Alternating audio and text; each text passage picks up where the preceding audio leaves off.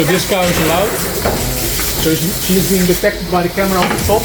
Her hip bones are being detected. That way the arm knows where to position. Then she's going to brush the teeth as standard every quarter or every to be milked quarter 2 times 4 seconds. Now we brush her on one hand to clean the teeth, of course, on the other hand to stimulate the oxytocin release.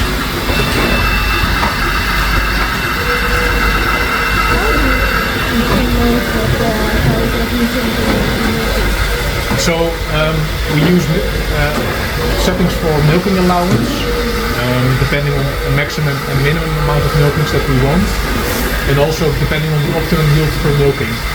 So if you have a herd of a dairy cow, the cattle has an average yield of 30 kilograms.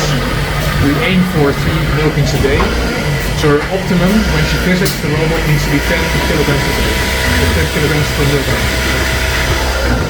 The software, the machine can identify every